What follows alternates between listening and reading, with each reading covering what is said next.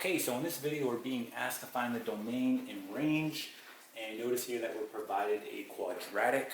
So before we do any of this, let's first go ahead and draw out an illustration of the general orientation of our quadratic. Now in order to do this, you want to go back to a quadratic in standard form, which is going to be ax squared plus bx plus c. And what we want to do here is we want to look at a. So this coefficient here, a. If we go to the quadratic that we're given, we can see that a is going to be -2. So when you're dealing with quadratics, if this a is going to be negative, that means that your quadratic is going to be opening downward, okay? And if it was positive, well, it would be opening upward, meaning you would have something that looks like this. Okay, but in this case, right, our coefficient a is negative, meaning our quadratic is going to be opening downward, okay? So let's do the easiest one first, our domain. So when we're dealing with quadratics, if it's opening up or down, right, the domain is always going to be all real numbers, right? So that's an easy one. We've talked about that in the past, okay? Now, dealing with range, what you want to do here is first you want to find the vertex of the quadratic. Again, the vertex is occurring right here, right? Or if it's opening up, it would be occurring right here. So in order to do that, we first need to find the axis of symmetry, which is going to be your x value of the vertex. So remember, we can write the vertex as hk, okay? So we want to find that x value, we refer to it as h. All right, and then we want to find the y value, which again we refer to as k.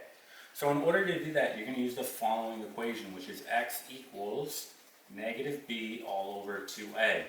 This is how you find the h, or in other words, the x value of the vertex. So we're going to use our quadratic here to go ahead and plug this information in. So we have x equals negative. Now what is b? Well, b is going to be -8, so go ahead and plug that in. Again, refer back to a quadratic in standard form if you need to. And then we have 2 times a, which again is going to be -2. Okay? So doing this out, look what happens. I have 2 negatives, so this becomes positive. But then I also have another negative on my denominator. So essentially what we have is the following. We have 8 over -4, right, which is equal to -2. Okay, so that is what h is going to be. This is the x value of the vertex. So once we have that x value of the vertex, what you want to do is plug it back into the original and figure out what the y value is going to be. In other words, what k is going to be. Okay, so let's go ahead and do that. So we're going to go ahead and erase this. And wherever I see an x now, I'm going to go ahead and plug in -2. So I get -2 times -2 squared minus 8 times -2 plus 20. So let's just go ahead and do this out. So -2 squared is going to be 4. 4 times -2 is -8. Okay, -8 times a -2 is positive 16. And then plus 20.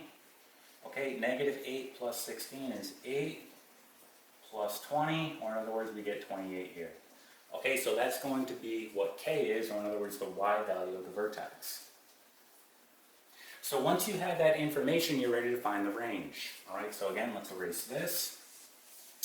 Now again, when we're talking about domain, we're talking about the x values.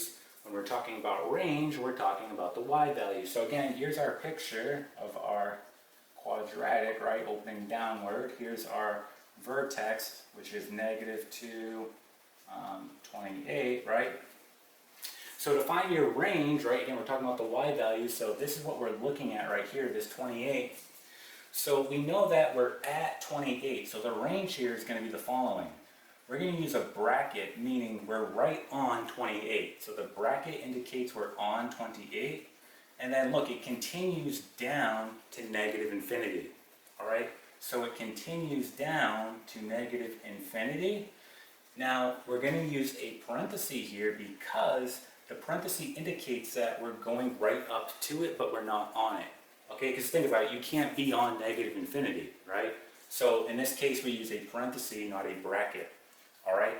And this problem is now complete, so now you have the domain, which is going to be all real numbers, and you have the range going from 28 to negative infinity. Okay, and that is it.